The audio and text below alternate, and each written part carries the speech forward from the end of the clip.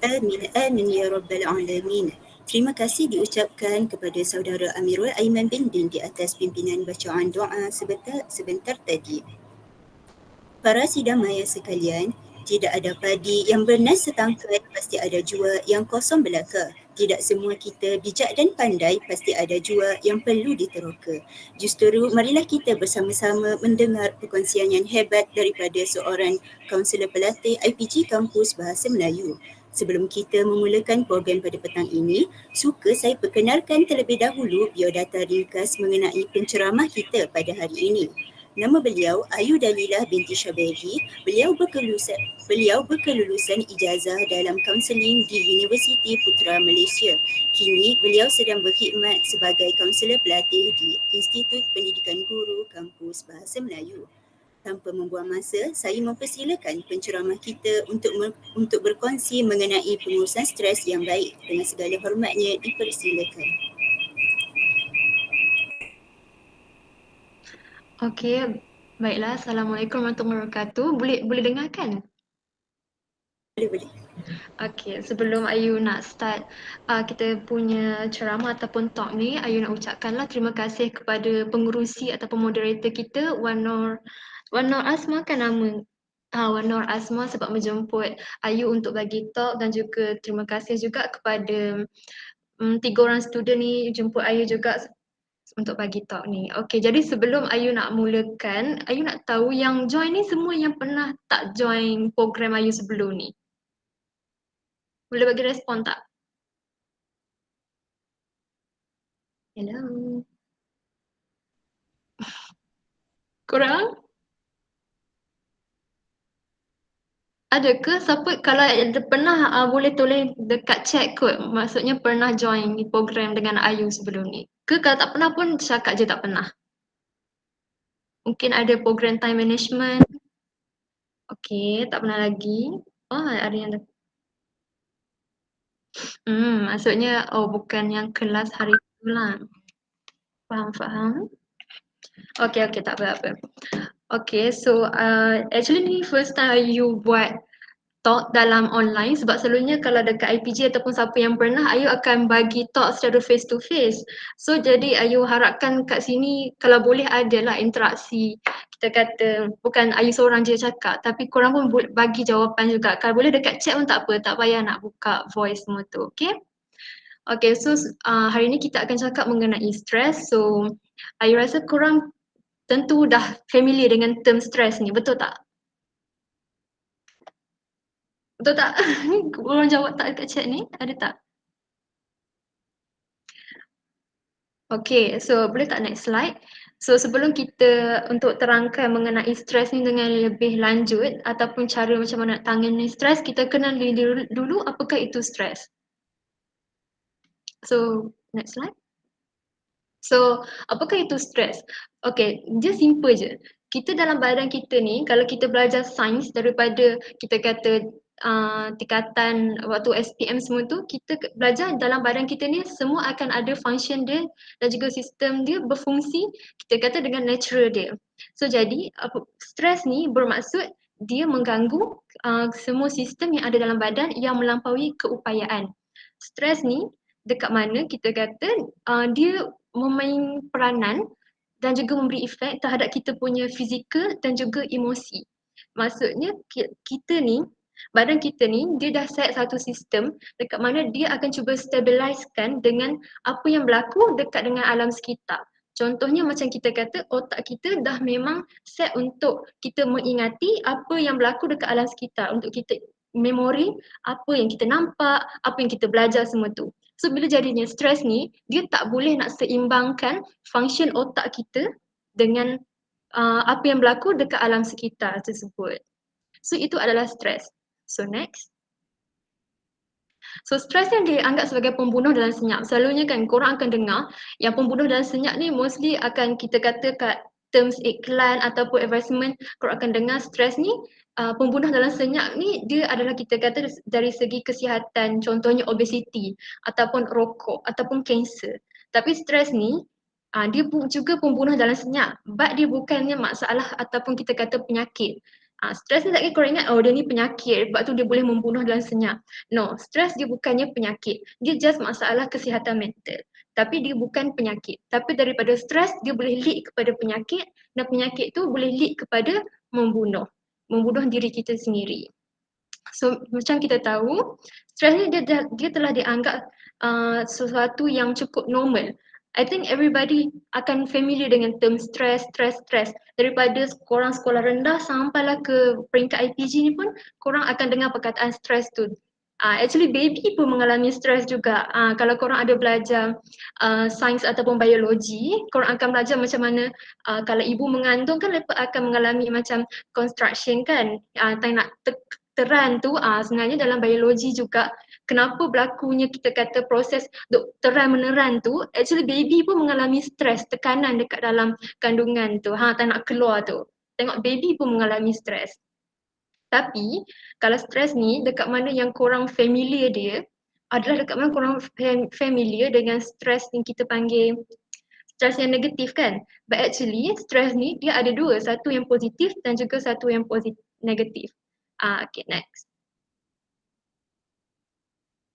So stres yang positif ni dia dipanggil sebagai eustress.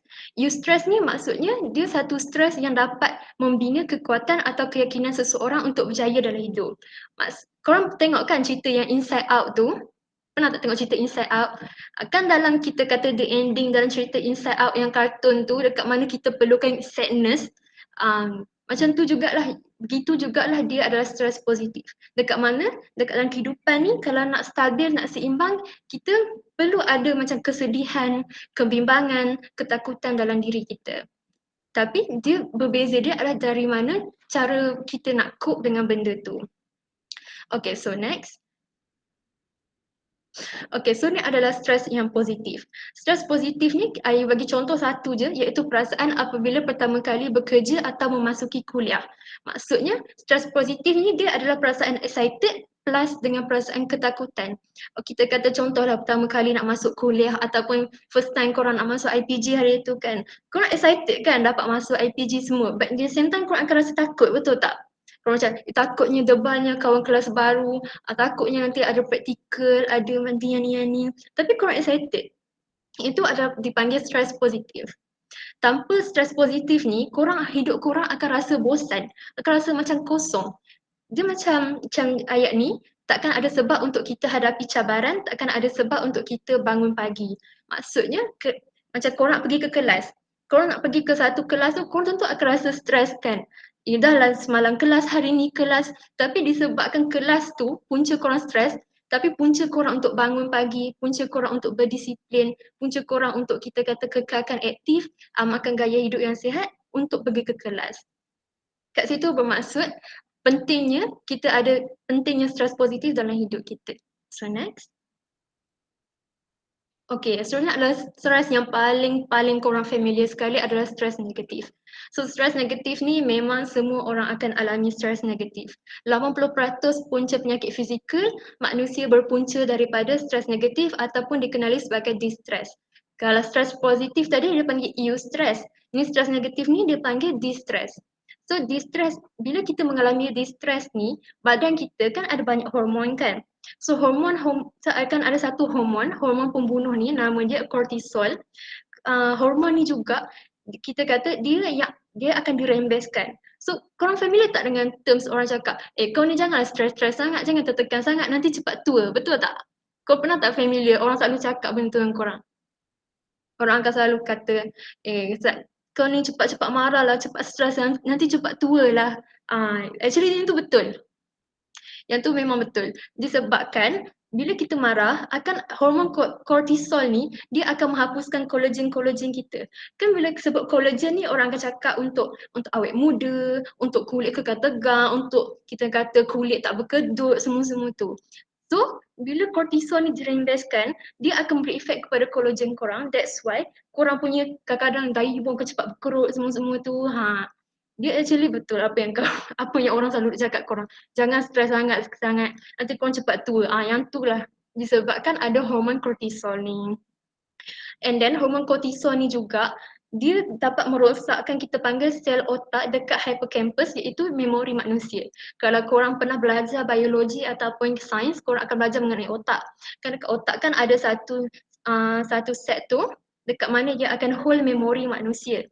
So kortisol ni juga dia dapat membunuh memori manusia. Sebab tu kalau korang tengok ataupun korang pernah alami sendiri, waktu korang exam ke, waktu korang ujian ke, pembentangan ke, tiba korang tak dapat nak ingat apa yang korang baca. Betul tak? Pernah tak alami benda-benda macam tu? Time exam tiba-tiba otak blank. Asalkan pernah baca, tapi otak blank. Pernah ke? Selalu. Oh, pernah selalu. Actually sebab itulah, sebab kalau kita exam tentu kita akan sentiasa stres kan. So bila kita stres, dia disebabkan itulah hormon tu dia membunuh sel otak di hippocampus dekat mana dia dapat kita kata memberi efek lama-lama kepada memori kita. So next. So kat sini Ayu nak tanya sikit lah, apakah punca anda stres? Mungkin boleh tulis kot dekat chat box. Tulis je banyak kenapalah kita ni, kenapalah stres sangat. Sekarang ni tentu banyak yang stres kan, kenapa stres ni? Putus cinta, okay, kawan, okay. Maksudnya relationship. Lagi? Apa punca anda stres? Sekarang ni ke, semester ni ke? Dia sendiri lecturer, okay. Assignment apa ada? Selain tu? Lift rosak, okay. Okay, lagi. Orang sekeliling, okay, environment, okay, relationship, okay. Okay, so mostly dekat sini apa you nampak adalah okay, diri sendiri pun ada. So maksudnya kat sini banyak mengenai relationship dan juga environment yang berlaku, orang sekeliling, okay, maksudnya disebabkan society juga, okay. So next.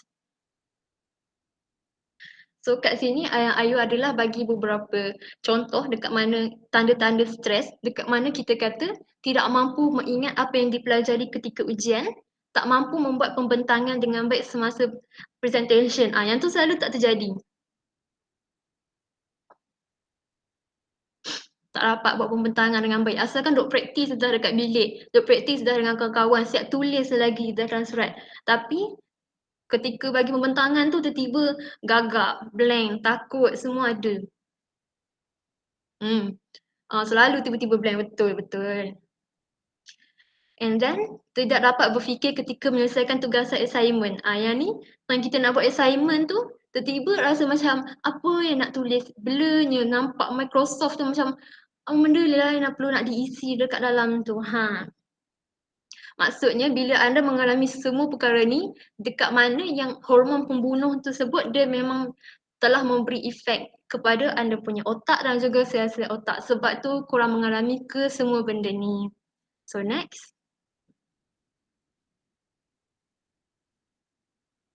Okay, ni ada tanda-tanda lain juga sekiranya korang menghadapi stres. Dekat mana yang first kali ada sukar tidur.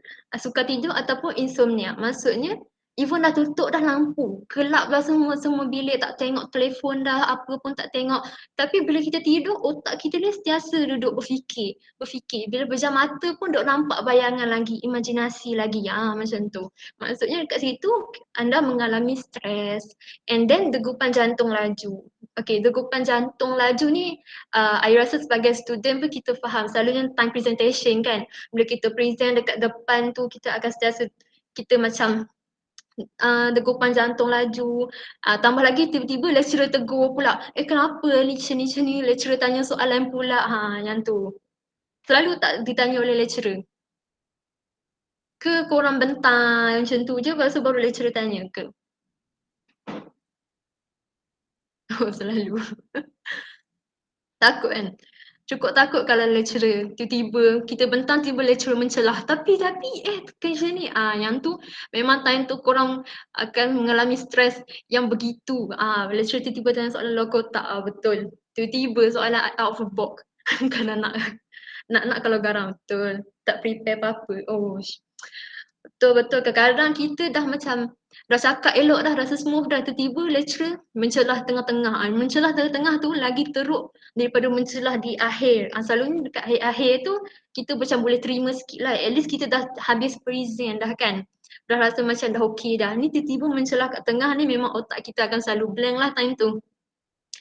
And then kita akan mengalami emosi tidak stabil. Okay, emosi tak stabil ni yang ni kita selalu terjadi dekat mana macam kita dah lah tengah stres buat assignment semua-semua ni. Lepas tu tiba-tiba ada pula kawan pergi tegur ke apa ke. Time tu memang kita rasa nak marah sangat kat kawan tu. Kadang-kadang kita pun terlepas dekat kawan tu. Kadang-kadang benda tu small matter je. Bila fikiran kita dah rational balik, kita dah tak stres balik, kita pun rasa macam kenapa aku marah sangat kenapa aku begitu banyak marah sangat macam tu. And then emosi tak stabil ni pun dia dapat dikaitkan dengan perasaan cepat marah dan juga perasaan cepat penat. Okay, cepat penat ni disebabkan bila kita stres, kita sentiasa booming dengan mental. Kan orang cakap, kalau mental kita penat, memang everything, the whole body kita akan penat. Sebab tu kalau korang tak cukup tidur, korang mental korang penat waktu pagi, macam waktu malam tu, esok pagi korang mesti kita kata macam murung lah nak pergi kelas lah macam tu. Memang nak pergi kelas tu rasa macam fed up lah, rasa macam aku pergi ni sebab terpaksa, sebab attendance je, bukan sebab macam nak fokus ke nak belajar ke apa macam tu. Dia disebabkan korang sudah penat, mental korang dah penat waktu malam, that's why dia akan memberi efek kepada esok hari macam tu. And then iaitu sakit kepala, dekat mana yang korang akan mengalami, kita terlampau banyak fikir kan, bila stres dia dengan mental macam Ayu cakap tadi. So korang memang akan banyaklah mengalami sakit kepala, and then korang pun akan, selain sakit kepala pun korang akan rasa macam sukar untuk bernafas kadang-kadang macam tu. Macam kan tadi macam kita kata present dekat depan, tiba-tiba kita rasa macam susahnya nak bernafas ni. Tiba-tiba lecturer tegur, lagi kita susah nak bernafas macam tu. So dekat semua ni adalah antara tanda-tanda stres. Sebenarnya ada banyak lagi tanda-tanda stres. Tapi ni adalah perkara kita kata tanda-tanda yang paling common yang akan berlaku kepada kita kata general human macam tu. Okay, so next. Okay, sebelum tu ada yang tu mengenai stres. Korang faham tak mengenai stres tu? Ke ada apa-apa soalan lain nak bertanya mengenai apakah itu stres sebelum kita masuk mengenai healthy lifestyle? Ada soalan ke? Tak ada? Faham, okey. Okey, bagus. Kalau faham, tak apa jangan risau je, tak ada soalan kuis ke apa ke. Dapat kefahaman pun dah cakap okey dah mengenai apakah itu stres ya. Okay, so kat sini kita akan kita akan beri fokus lah sebab perkataan stress tu memang banyak orang akan familiar dengan stress. And then sekarang ni macam mana kita nak cope? Sebab sampai ke besar ni pun kadang-kadang banyak orang dia tak jumpa lagi cara untuk cope dengan kita kata tekanan yang dihadapinya tu. Okay, so cara yang first kali adalah kita kata dapatkan tidur dan juga rehat yang secukupnya. Okay, mengenai dengan tidur ataupun rehat yang secukupnya, macam tadi saya cakap, bila korang tak dapat tidur yang mencukupi, dekat mana dia akan memberikan mental korang tu, kita kata berasa penat. Bila mental penat, apa yang kita akan buat untuk next day, semua akan berasa penat. Disebabkan itu, kekurangan tidur dapat menyebabkan pelajar kurang produktif dan sukar untuk belajar ketika di dalam kelas. So dia yang ni, apa yang kalau korang nampak yang bulat-bulat ni yang Ayu tulis tu, dekat mana kita kata jam yang kita kata paling waktu tidur yang mencukupi. Berapa jam yang korang sepatutnya tidur based on umur korang. So Ayu rasa kat sini banyak antara umur 18 ke 25 tahun, iaitu sebanyak 7 ke 9 jam setiap hari. Dapat ke cukup ke tidur korang 7 ke 9 jam setiap hari? Tulis tengok berapa jam korang tidur. Berapa jam korang tidur semalam ke? Seminggu ni ke 6? Oh, mencukupi. 5. Lagi? Kadang cukup, kadang tak. Yang tak tu berapa jam tu? Oh, 9 jam. Okay. Lagi? Lagi kat sini ada 25 orang. Yang baru jawab ada berapa ni? 1, 2, 3, 4, 5. Mana lagi 20 ni?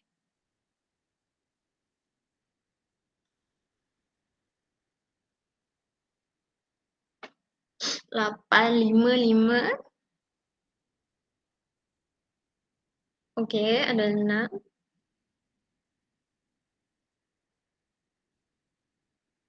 Lagi? Yang ni yang waktu semalam je kan. Kalau korang ingat lagi lah waktu test ke, waktu musim assignment korang yang due date dekat-dekat tu, berapa jam yang korang akan dapat tidur time tu kalau korang ingat? I rasa time bulan 3 tu kot yang korang mengalami assignment ataupun stress yang terlampau lah based on klien-klien Ayu lah kat sini. Berapa jam kalau time tu? Waktu assignment 2 ataupun 3 jam. Oh, 2 jam. Oh.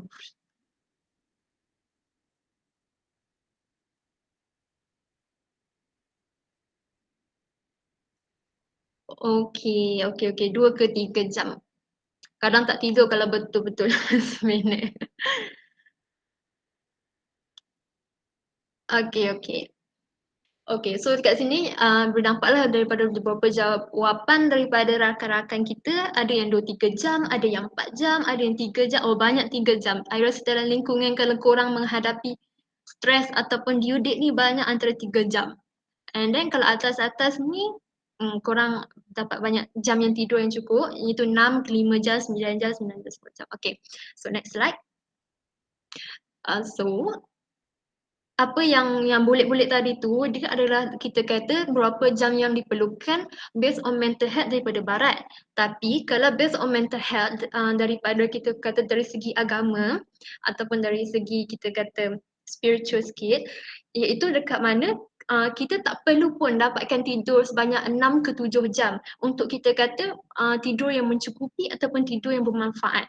Sebenarnya 3 jam tu adalah dah cukup untuk korang tidur, mendapatkan tidur yang bermanfaat. Contohnya korang tidur daripada pukul 12, macam kita kata nak buat assignment ataupun nak study dekat exam. Korang tidur pada pukul 12, korang bangun pukul 3, yang tu dah dikatakan korang dah dapat tidur yang cukup. Macam tu. So maksudnya kalau korang kata tidur aku tak cukup lah, aku tidur 3 jam semalam. Tak, sebenarnya korang dah dapat tidur yang cukup 3 jam. Tapi kalau 2 jam tu memang tak cukup. Tapi kalau korang dapat tidur sebanyak 3 jam, dah bermaksud korang dah dapat tidur yang mencukupi sebagai seorang manusia. Sebab apa?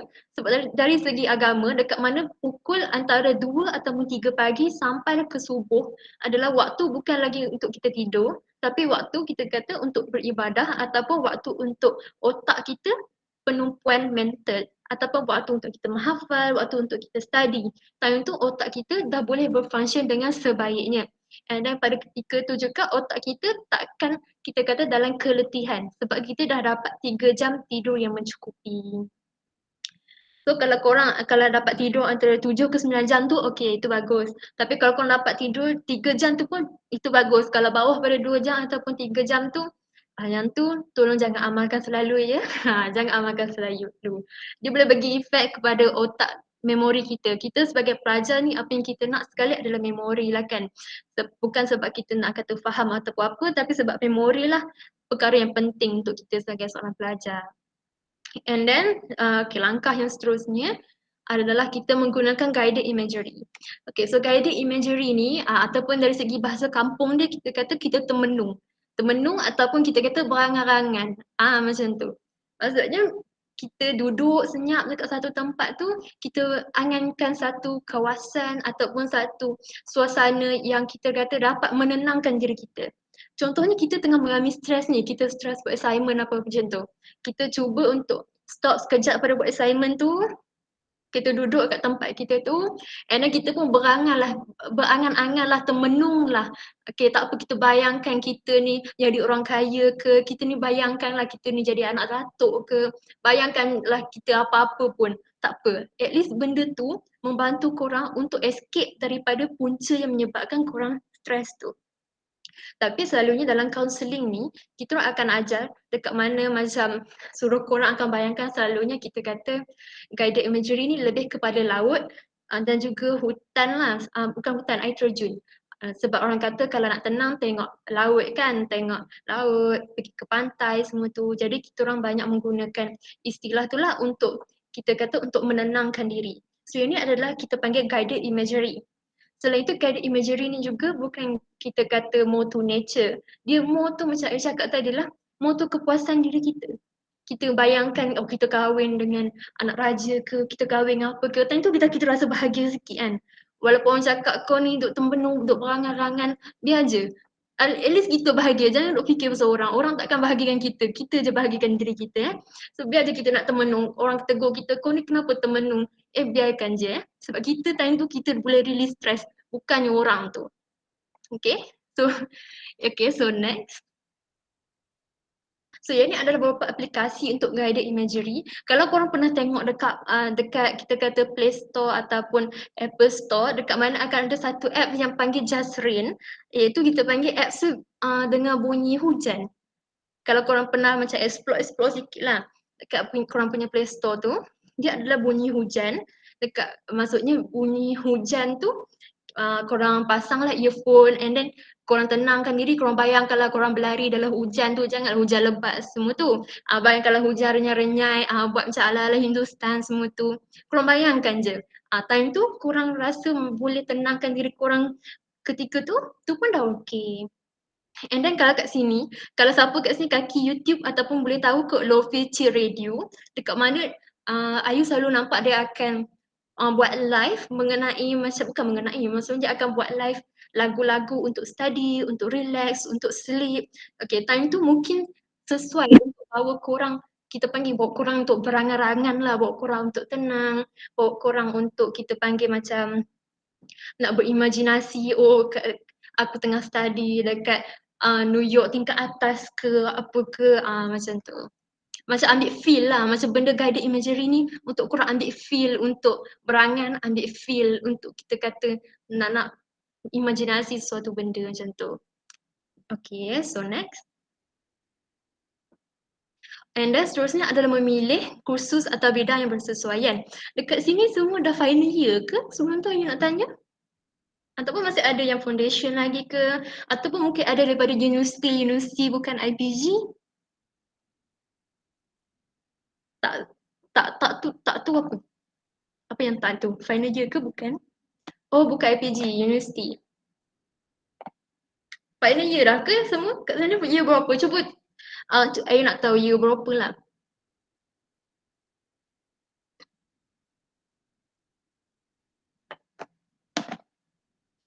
Korang tahun berapa? Final year. Okay, ada yang final year. Banyak final year ke kat sini? Oh, okay. Okay, banyak final year.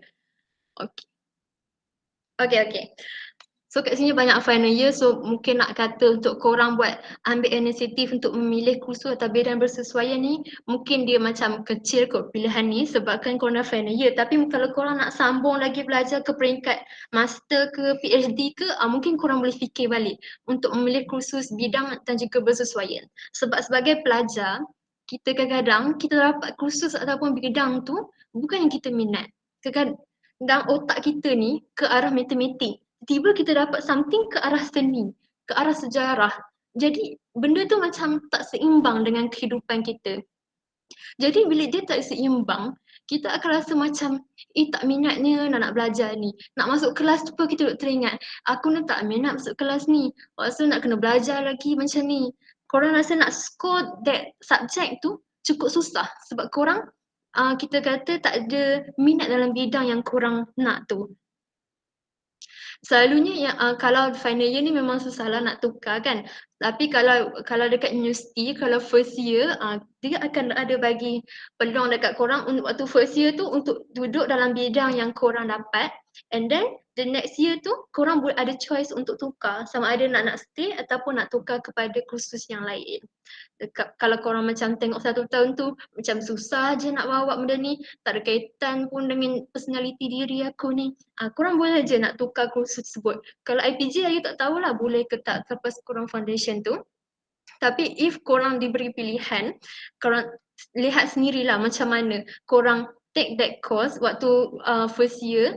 Lepas tu kalau korang rasa macam boleh bawa, korang teruskan. Kalau korang rasa tak boleh bawa, and then korang buatlah pilihan ke atas diri korang sama ada korang nak stay ataupun korang nak tukar. So sebab tu dalam kita kata study ni memilih kursus atau bidang yang bersesuaian amatlah penting.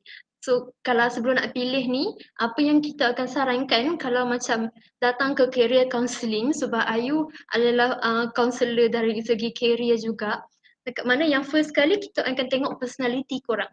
Personality dari segi personality awak ke arah mana. ke arah seorang yang kita kata bersukan ke, seorang ke arah yang mengajar ke, seorang yang bersosial ke, seorang yang ahli matematik, seorang yang organize ke, macam tu. So daripada personality tu kita orang akan explore apa rancangan masa depan you, apa yang you nak buat untuk masa depan. And then kita akan explore juga personality you waktu sekolah dulu. Kalau you ingat balik waktu sekolah rendah, apa cita-cita you? Apa yang you masuk? Apa yang you rasa you hebat dekat mata pelajaran mana, macam tu. Kita orang akan explore semua dalam career counselling. And then last sekali untuk kita orang tetapkan pemilihan kursus mana yang sesuai, ada dekat mana kita akan buat satu inventory last, iaitu inventory dia riasek, iaitu kita kata inventory pemilihan kerjaya. So next.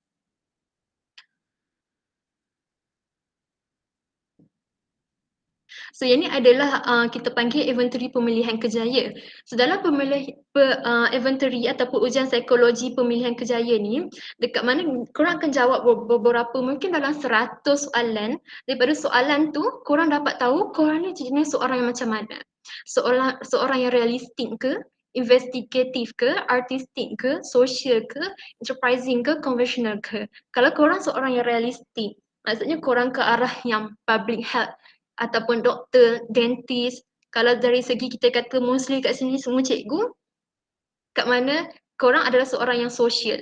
Bila seorang yang social ni maksudnya you guys more untuk kita kata untuk training, inform, enlighten the students, semua macam tu. But in the same time, selain tu bukannya kata korang social satu tu je. Tak, riasek ni dia maksudnya korang ada 3 personality utama. Mungkin yang kuat korang adalah social, tapi akan ada lagi 2 personality backup. Mungkin korang, kalau kita kata cikgu apa mungkin selain cikgu matematik lah. Okay, kalau cikgu matematik, mungkin korang social, but in the same time korang akan ada conventional. In the same time juga korang adalah investigative. Maksudnya antara 3 tu bukannya maksudnya korang boleh jadi cikgu je. Maksudnya selain tu korang kalau tak nak jadi cikgu, bukan tak nak cikgu. Kalau selain pilihan menjadi seorang guru, korang mungkin boleh jadi seorang ahli matematik. Korang mungkin boleh jadi seorang health service research. Macam tu. So ada, kalau siapa yang nak berminat nak buat ujian riasek ni, korang boleh je datang ke unit counselling yang mana yang IPG Bahasa Melayu. So next. Okey, tadi kita pun cakap pasal mengambil rehat untuk diri sendiri. Okay, mengambil rehat diri sendiri ni maksudnya kita kata macam healing lah. I rasa term healing kot yang paling senang kalau korang faham kan. Kan banyak orang cakap macam pergi healing lah sini, pergi healing sini. Ataupun dari segi term lain kita panggil me time. Maksudnya kalau buat sesuatu benda, tentu kita akan ada reward untuk diri kita kan. Okay, yang tu adalah untuk mengambil rehat untuk diri sendiri. Maksud mengambil rehat tu adalah dari segi kita kata mengambil rehat dari belajar. Bukan maksudnya korang tak payah belajar terus. Tak, bukan. Maksudnya korang still kena belajar. Tak kira orang cakap, tu Cik Ayu tu kata jangan belajar terus mengambil rehat dari belajar. Tak. Maksudnya, waktu dalam proses tempoh korang belajar jadi student ni, akan ada satu time tu korang cubalah ambil rehat daripada tengok buku. Cubalah ambil rehat daripada buka assignment, buka laptop, fikir je pasal benda tu. Tak. Korang kena ambil rehat. Kena ambil rehat mungkin dalam kita kata seminggu sekali. Sekali tu mungkin pada waktu weekends. Pada waktu weekends tu korang ajaklah kawan-kawan korang pergi healing, pergi air terjun ke, pergilah dekat Mid Valley ke, pergi makan-makan ke. Time tu korang tak payah fikir pasal belajar dah. Time tu korang dah forget lah pasal belajar. Reward je diri korang. Okay, yang tu maksudnya mengambil rehat daripada belajar. Bila kita mengambil rehat daripada belajar ni, maksudnya otak kita dah boleh refresh balik. Maka otak kita duk fikir pasal belajar. Lepas tu korang pun stres duk fikir pasal assignment. Tu duduk dekat macam tu. So bila korang ambil rehat, maksudnya korang tak fokus macam buang terus minda korang mengenai belajar semua tu. Times tu otak korang boleh refresh balik. And then korang boleh segarkan diri korang. Maksudnya otak pun macam okay, dapatlah rehat sekejap, dapatlah healing sekejap, okay, nak start work balik, it's okay sebab dah ada rehat yang korang break mungkin dalam satu hari tu. Macam tu. So berehat dan mengamalkan dari gaya hidup ataupun makan yang sekejap. Okay, yang ni selalunya orang cakap kan, kalau korang nak healthy lifestyle, korang kena macam kita kata bersenam selalu. Ataupun korang kata kau ni kena ambil lah makanan yang sihat kan, diet yang seimbang semua-semua tu. Okay, sebenarnya kalau untuk kita kata gaya hidup yang sihat ni, dari segi kaunseling ni, dia banyak tak support positivity. Maksudnya benda yang positif tu, kaunseling ni dia banyak macam, dia taklah semua. Kita orang akan panggil toxic positif. Maksudnya benda positif tu tak selalu kita orang terima. Sebab even benda tu positif, tapi kadang-kadang dia termasuk dalam pemikiran tidak rasional macam tu. So maksudnya dekat sini kalau orang selalu cakap, alah kau ni kalau kau ni amalkanlah pemakanan gaya yang seimbang dengan vitamin tu mungkinlah dapat segarkan otak sikit semua tu kan. Tapi it's okay for you tak ambil diet tersebut, macam tak disiplinkan diri sangat untuk ambil follow the diet semua tu. It's okay untuk korang ponteng diet korang tu. It's okay untuk one day korang tak study langsung. Korang nak duduk atas katil tu, korang main je TikTok tu, it's okay. It's okay for you untuk ambil rehat, untuk reward diri korang sendiri, it's okay. Maksudnya tak payah nak mengamalkan gaya hidup yang sihat tu dalam masa satu hari tu. Kan kita ni kan kadang-kadang akan timbul lah rasa macam nak ponteng daripada disiplinkan diri kan. Tambah lagi kalau orang yang selalu pergi ke gym kan. Dia akan ada satu disiplin diri yang cukup tinggi.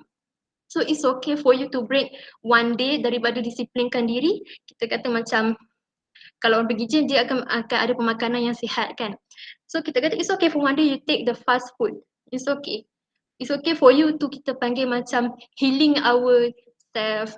Macam tu, macam bila kita break diri kita daripada disiplin ni, kita akan rasa kepuasan. Kepuasan tu lah yang buatkan kita terkeluar daripada tekanan yang kita hadapi tu. Boleh faham tak yang untuk mengambil rehat untuk diri sendiri, yang point berehat dari mengamalkan daya hidup sihat dan pemakanan seimbang ni?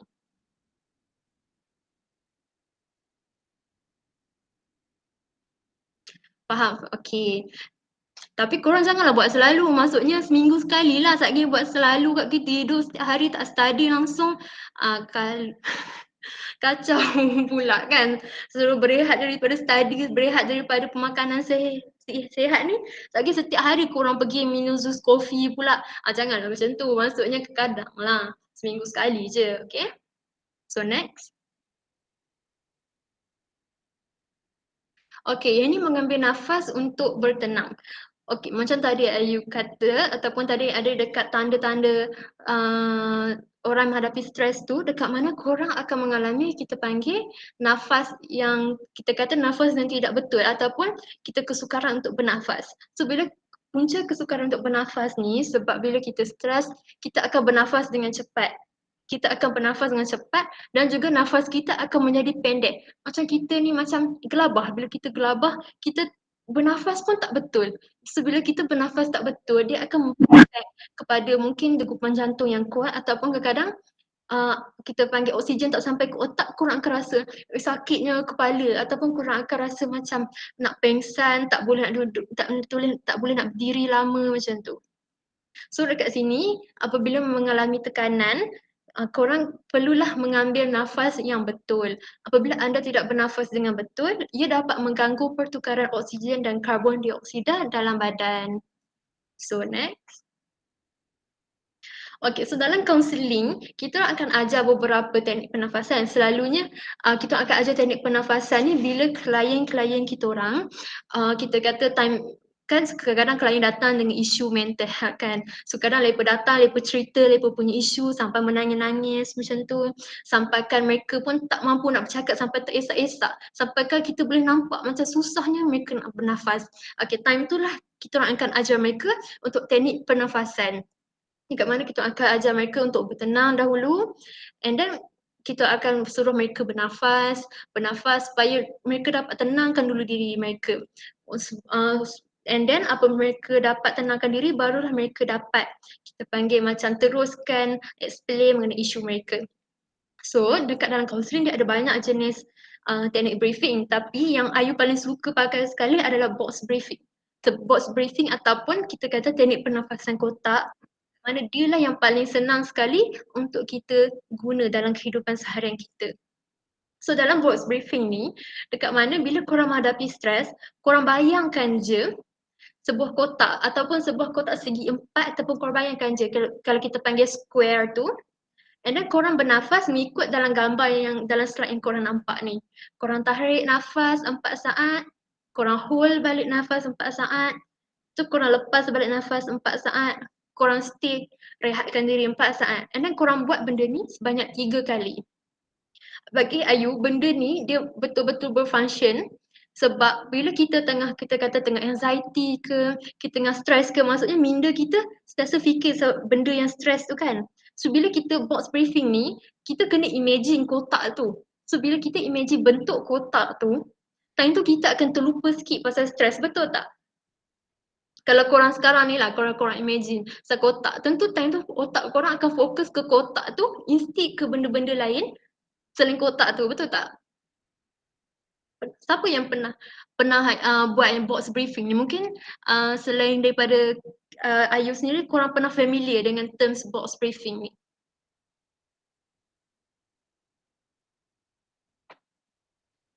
Okay, okay. Okay. Okay, tak familiar. It's okay, it's okay. So yang ni lah kalau korang rasa nak pakai, korang boleh je macam screenshot this slide and then korang boleh gunakan this teknik untuk briefing sebab dia terlampau senang, dia tak perlu diajar ke apa, korang pun boleh fikir, korang boleh imajinasi sendiri sebuah kotak and then korang ikut je garisan kotak tu, korang tarik nafas, korang tahan and then korang lepas and then korang rehatkan diri korang sendiri. Kita buat sebanyak 3 kali untuk kita tenangkan diri kita ketika tu. Boleh je buat time korang buat assignment ke, ketika korang sebelum nak present ke, boleh je apply this kind of technique. So next. Okay, and then yang ni adalah selain box briefing, dia akan ada lagi satu teknik briefing iaitu panggil belly briefing. Belly briefing ni maksudnya kita bernafas, selalunya kalau kita tarik nafas kan, kita akan kempiskan perut kan. Tapi ni, kita bernafas, kita kembungkan perut kita. Selalu kita bernafas kan orang kata, okay tarik nafas, kita tarik nafas tu sampai perut kita kempis. Tapi dalam belly briefing ni, kita tarik nafas, kita kena pastikan perut kita tu kembung ke depan. Bila kita lepas tu, baru perut kita ke belakang macam tu. Dia macam berbeza dengan cara pernafasan normal yang kita selalu buat. Kan kita selalu tarik nafas, perut kempis. Lepas baru perut ke depan. Kalau belly briefing ni, dia kita tarik nafas, perut tu ke depan. Lepas nafas, perut tu yang akan ke belakang. Kita repeat this cycle 5 times. Benda ni, teknik pernafasan ni dia selalunya boleh pakai ketika korang menghadapi stress in short term. Maksudnya kalau long term tu dia still tak boleh settlekan stress korang, masalah stress korang. Tapi dia boleh untuk short term ketika itu sahaja. Tapi boleh dipakai kerana kita takut bila kita menghadapi stress kita akan mengalami panic attack, anxiety attack. So this kind of technique briefing ni dia memang kita kata dapat membantulah untuk kita mengelak daripada berlaku any anxiety or panic attack. Okay, so next. Okay, bersifat assertif. Korang pernah tak familiar tak dengan kita kata perkataan assertif ni?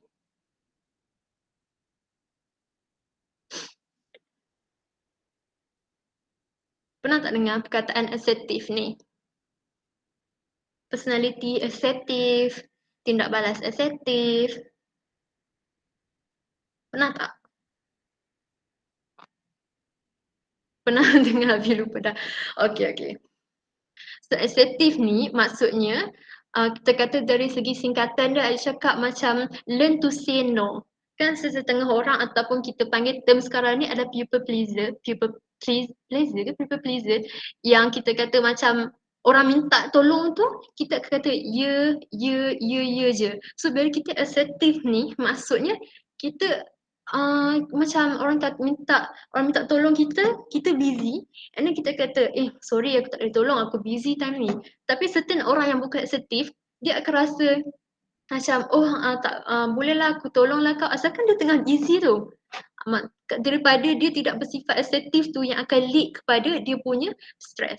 So bila kita tengah busy pasal orang minta tolong tapi kita tak pandai untuk menolak kita kata menolak permintaan pada orang lain, benda tu akan lead kepada kita punya stress juga sebab dia mungkin akan menambahkan lagi beban kita tanpa kita sedari. So dengan bersikap asertif, bila kita bersikap asertif ni, mungkin boleh kita macam kurangkan beban diri kita.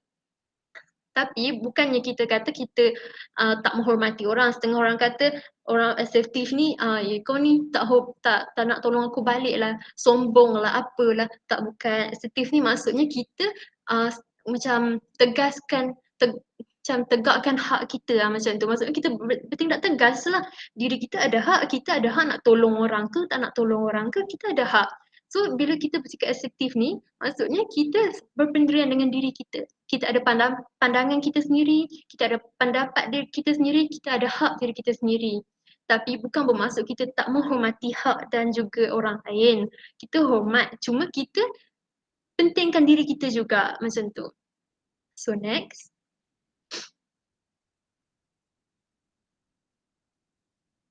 Next. Okay. So ni adalah salah satu tips untuk kita kata menerapkan asertif. Mungkin ada orang yang maksudnya pernah apply this tips. Dekat mana lagi yang first adalah berani menyampaikan perbezaan pendapat. Okay, yang ni dekat mana kita cuba untuk mengatakan tidak, saya minta maaf tapi saya tidak dapat melakukannya sekarang. Maksudnya kita tolak sekiranya orang minta tolong kat kita ke apa ke, tapi kita rasa macam kita tak mampu untuk tolong dia, kita boleh je kata saya tak boleh nak tolong. Maksudnya kita berani untuk menyampaikan pandangan ataupun perbezaan pendapat kita.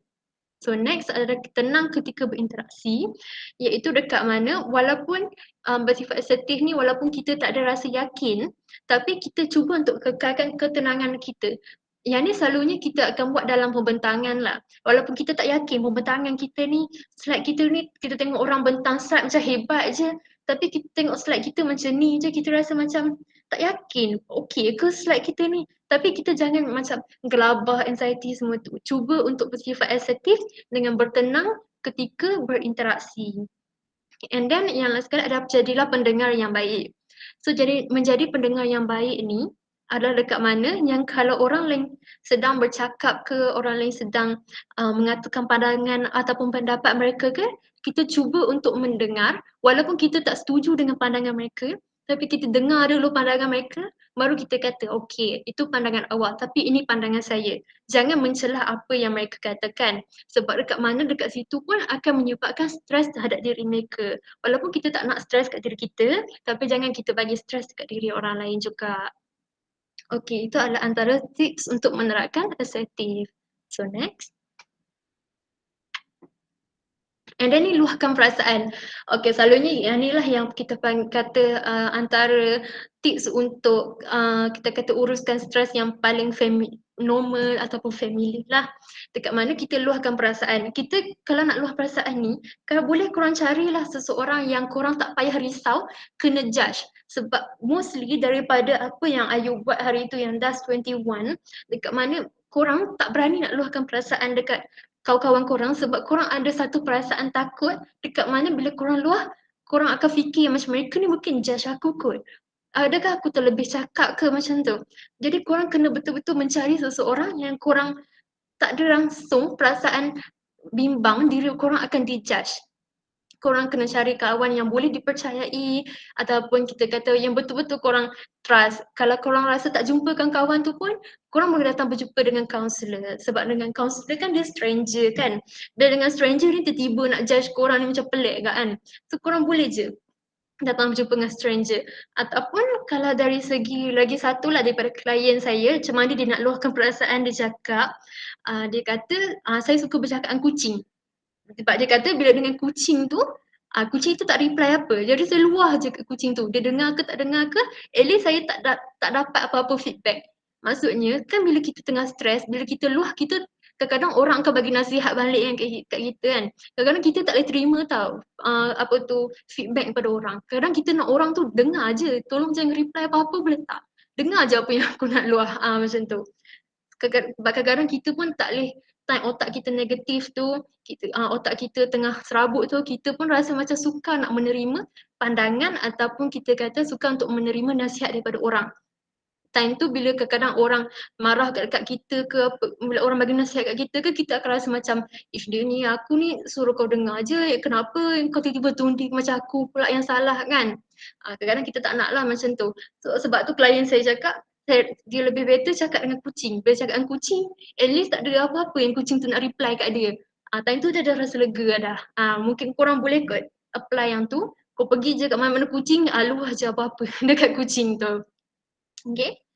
So next.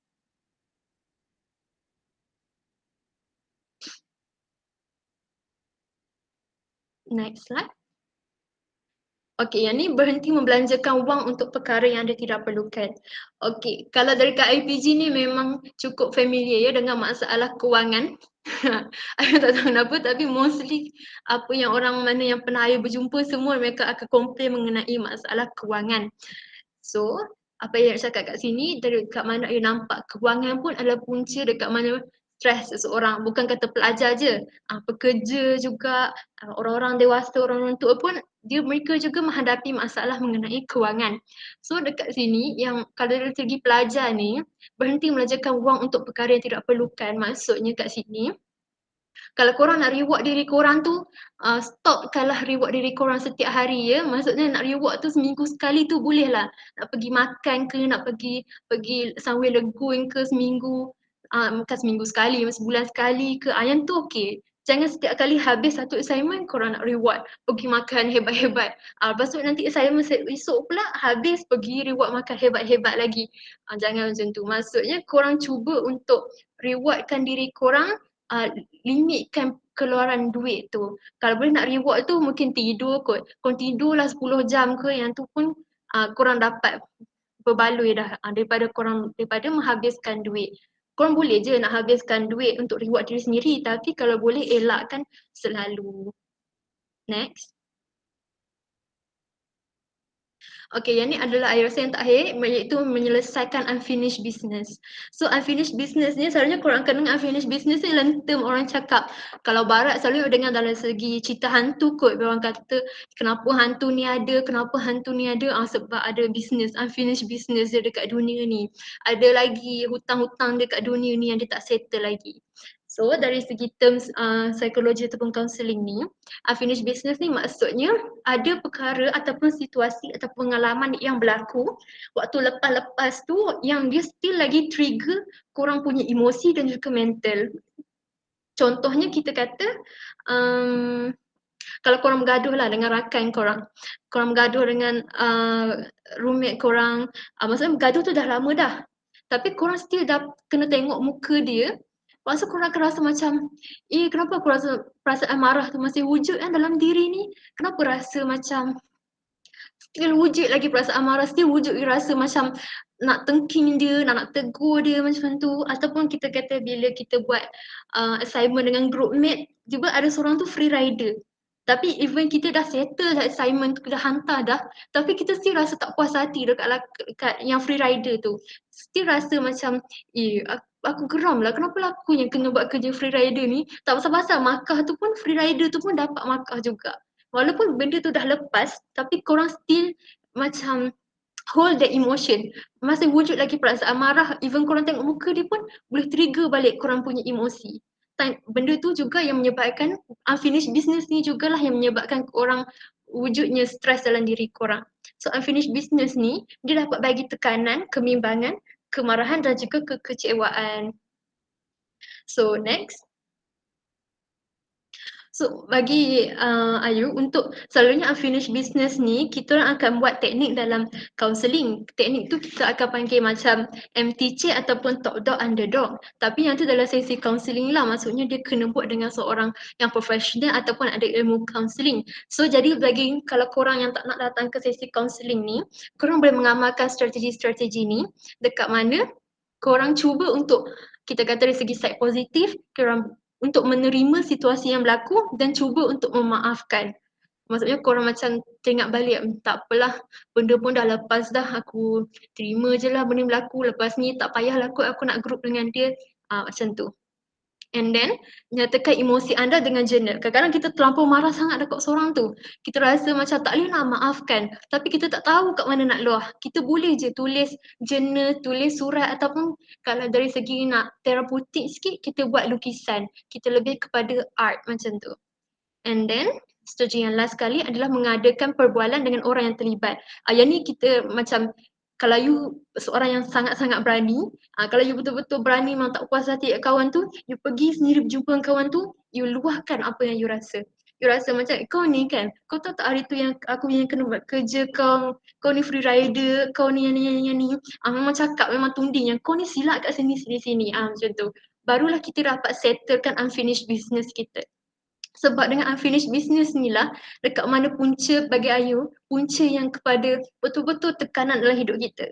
Kadang-kadang kalau kadang kita akan ada unfinished business dengan lecturer. Macam tadi ada kat atas pun Ayu cakap. Ada cakap pasal dia punya punca tekanan ada datang daripada lecturer sendiri. Kadang-kadang kita pun tak dapat nak bercakap, tak berani lah nak cakap daripada lecturer, saya tak suka dengan awak lah madam, awak ni sini awak marah saya dalam kelas-kelas macam ni, kita pun tak berani kan. So, apa kita boleh buat? Mungkin kita boleh tulis surat ataupun lukisan. Kalau korang nak ambil tindakan yang lebih ke atas, mungkin dapat maklum kan. Korang akan ada survey form untuk lecturer-lecturer. Kalau universiti, kita akan ada survey form untuk macam berapa banyak nak bagi markah untuk lecturer tu, cara mengajar dia okey ke tak. Kalau korang ada tu, korang boleh tulis komplain korang dalam survey form tu. Mungkin daripada inisiatif tu, korang dapat kita kata kurangkan unfinished business yang berlaku tu. So next. Dah habis dah slide. Okay, so kesimpulannya apa yang Ayu cerita semua tadi tu dekat mana kita kata stres tu adalah normal dan berlaku kepada setiap insan. So dengan kita kata walaupun berlakunya stres tu macam even kita ada stres positif dan juga stres negatif, ia macam mana kita cope dengan stres tu. Dan daripada apa yang Ayu bagi beberapa tadi tu, Ayu haraplah apa yang Ayu bagi tu dapat dipakai dan juga dapat diaplikasikan dalam korang punya kehidupan agar dapat kurangkan sedikit stres. Sebab stres ni dia akan wujud. Korang buat macam mana pun, buatlah inisiatif yang Ayu bagi tu pun, stres tu tetap akan wujud. Tapi apa yang Ayu bagi tips-tips tu adalah dekat mana agar korang tidak, kita kata stres tu tak menjadi lebih kritikal. Kritikal tu menjadi kita kata macam tadi lah panic attack, anxiety attack ataupun kita kata bila degupan jantung laju tu dia dapat membunuh sel-sel otak kita. Kita tak nak jadi macam tu. Kita tak nak jadi yang lebih kritikal. Biarlah dia berada pada tahap yang normal, berada pada tahap yang boleh di-cope, berada pada tahap yang korang masih lagi boleh tolong diri korang sendiri. Okay, itu saja daripada Ayu. So Ayu harap apa yang Ayu bagi ni dapat bermanfaatlah untuk para pelajar sekalian. Thank you. Terima kasih diucapkan kepada Cik Ayu di atas perkongsian yang cukup bermakna dan menarik pada petang ini. Tuan-tuan dan puan-puan sekalian, sebelum kita mengakhiri program kita pada petang ini, saya membuka ruang kepada hadirin untuk mengajukan soalan kepada penceramah kita. Anda boleh membuka mikrofon atau menulis soalan di dalam ruangan chat.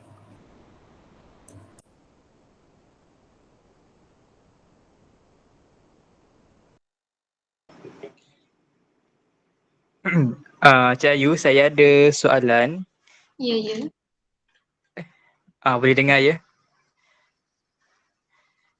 Okey, soalan saya berkaitan dengan stres juga, di mana saya pernah jumpa juga dan mengalami juga ada sesetengah orang yang menggunakan humor ataupun buat lawak ataupun selalu ketawa, joyful, cheerful macam tu, dan dia buat tu untuk menghilangkan stres dia. Dan saya rasa itu pun sebahagian daripada personality juga, di mana mungkin dia jenis yang macam tu. Okay.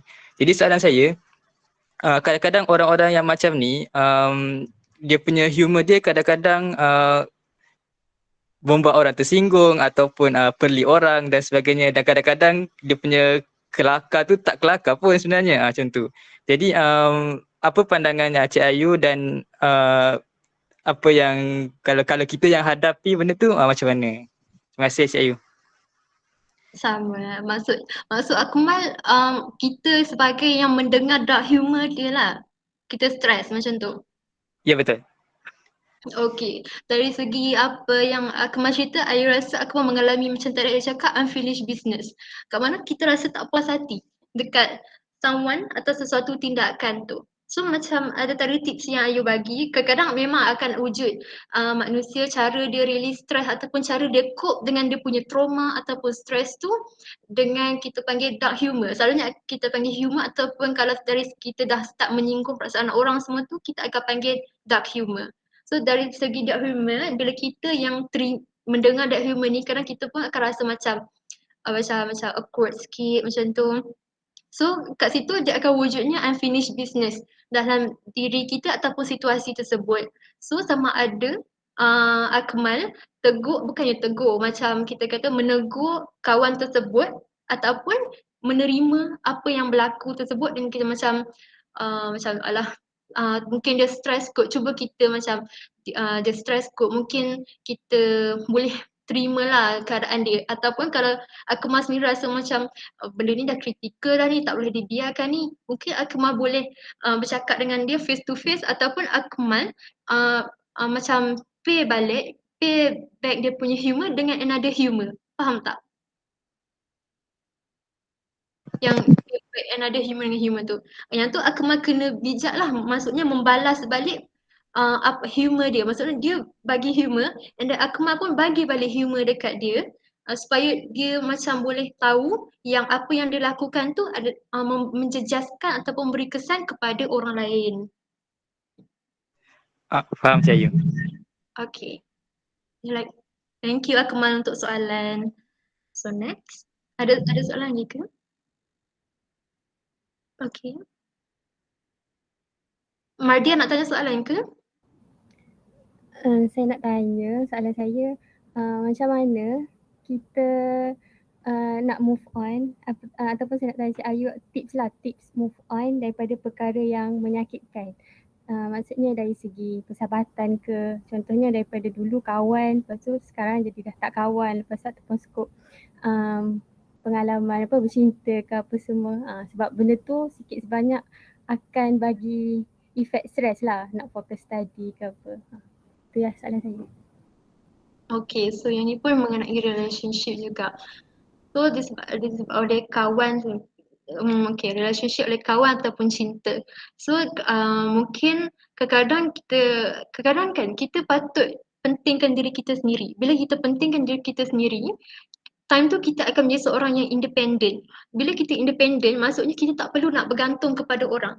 Selalunya orang yang kita kata dia terikat dengan perasaan tak move on ni sebab dia bergantung. Dia akan wujudnya rasa bergantung dengan that someone. Sama ada that someone tu bercinta ataupun berkawan. Kita berasa macam kita ni kena ada dia untuk kita kata survive, kadang-kadang untuk study kita kena ada dia. Tapi bila kita seorang yang independent, kita rasa macam we don't need them. We don't need untuk lelaki tu dah putus dengan kita, ketinggian kita is okay. Sebab kita independent, kita boleh survive tanpa dia. So, apa yang Ayu rasa ada dekat mana you train diri you untuk menjadi seorang yang independent. So, bila you independent, you punya mindset tu sendiri yang akan rasa macam dia akan slow sendiri move on. Time tu you akan rasa macam you tak perlu pun nak ada perasaan tak boleh nak move on daripada rakan tu sebab you boleh hidup sendiri. And then you akan fikir macam tak apalah aku lose dia, aku pun boleh jumpa kawan lain dekat setting lain. Mungkin dekat IPG ni you tak jumpa. Tapi bila you pergi ke setting pekerjaan, you jumpa kawan yang lagi better daripada dia ataupun pasangan yang lagi better daripada dia. Time tu you pun dah macam time tu you akan kita kata kita panggil berfikiran rasional. Berfikiran rasional tu bermaksud dari segi teori, maksudnya tak semua orang patut suka dekat kita. Tak semua orang tak patut suka dekat kita and tak bermaksud tak ada langsung orang untuk tak suka dekat kita. Maksudnya akan ada orang lain yang dapat gantikan tempat yang someone yang kita tak boleh move on tu. So itulah tips Ayu adalah kita cuba untuk train diri kita untuk menjadi independent dekat mana kita tak payah langsung nak bergantung perasaan kita dekat orang. Boleh ke sampai Nurul Mardia? Terima kasih Ayu. Sama. Sekejap ada lagi.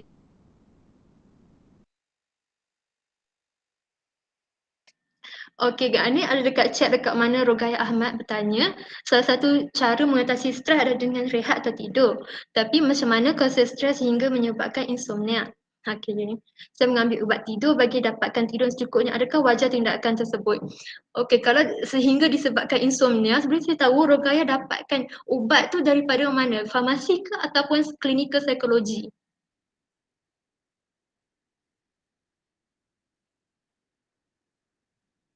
Rogaya? Daripada farmasi. Dia kalau daripada nasihat Ayu cuba ambil daripada clinical psychology. Sebab daripada clinical psychology dia boleh tahu berapa amount that ubat yang patut you diambil, bila you kena stop, berapa banyak hari yang you patut diambil. Sebab Ayu takut daripada farmasi, sebab daripada farmasi kadang-kadang mereka tak ada kita panggil sertifikat dari segi mental ataupun psikologi. So benda tu dia mungkin akan affect you punya kesihatan. Sebab I pernah tengok seorang klien dekat mana dia makan ubat, even ubat tu daripada clinical psychology pun, tapi dia tak ikut rules apa yang clinical tu bagi, dekat mana dia memberi efek kepada otak dia, dia jadi slow. Dia memang slow dia cakap. Sebab dia tak cukup tidur, jadi benda tu bila kita makan ubat tu supaya kita tidur slow-slow, tapi otak je jadi slow. So dia risau sebab sebagai student kan kita takut bila otak kita slow kan. So jadi apa nasihat kepada Rogaya, mungkin kita kalau you ada pergi sesi kaunseling, mungkin kaunselor tu akan bantu you kenapa wujudnya insomnia dalam diri you, and then dari segi klinik ubat tu mungkin kita orang akan rujuk kepada clinical psychology. So clinical psychology tu dia akan ada ubat yang kita kata betul-betul bersesuaian dengan you punya tahap otak tu ataupun you punya tahap mental tu. Boleh Rogaya?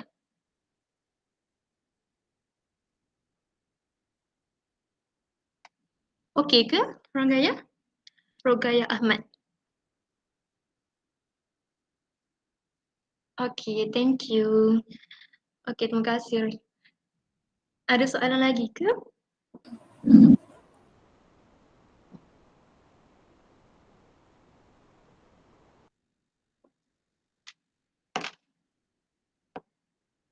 Baiklah, dengan terjawabnya soalan yang dikemukakan, maka program Stress Let's Break Up telah sampai ke penghujungnya. Terima kasih yang tidak terhingga diucapkan kepada Cik Ayu kerana sudi bersama kita pada hari ini untuk berkongsi pengalaman, ilmu dan kata-kata motivasi. Semoga program ini dapat memberi ilmu baru buat kita semua. Sebelum mengundur diri, saya mewakili pihak majlis memohon maaf seandainya terdapat kekurangan sepanjang mengendali program. Berjumpa lagi kita pada masa yang akan datang. Sekian, wabillahi taufiq wal hidayah. Wassalamualaikum warahmatullahi wabarakatuh. Terima kasih Cik Ayu. Terima kasih juga kepada peserta-peserta yang sudi mendengar talk Cik Ayu, and then saya memohon maaf lah sekiranya saya ada tersilap kata ataupun mungkin ada kata-kata saya yang menyinggung perasaan, saya minta maaf dan saya harap apa yang ilmu saya dapat bagi ni dapat bermanfaat lah kepada para peserta. Terima kasih.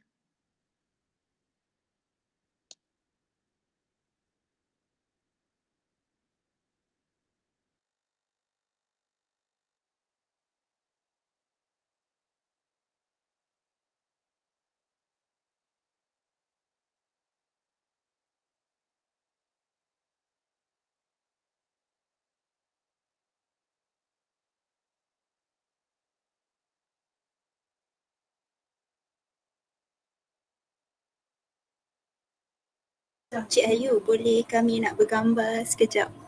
Nak screenshot. Oh, boleh. Okey.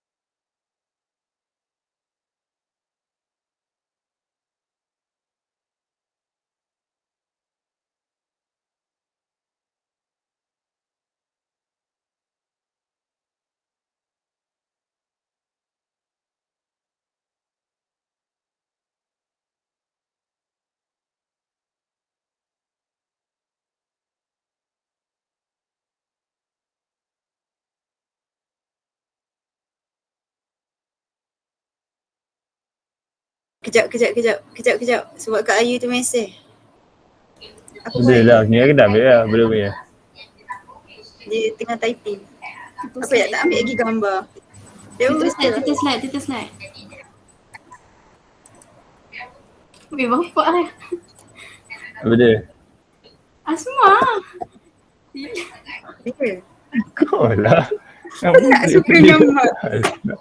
Kau iya bertanya dah pakai kamu. Sekejap, Kak Kau Ayu nak betul share. juga.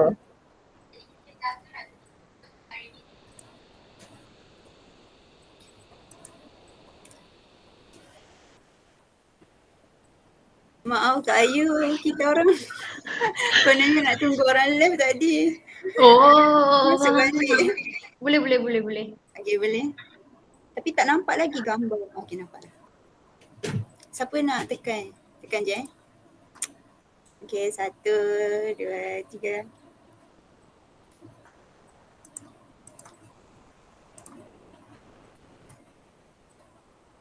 Satu, dua, tiga.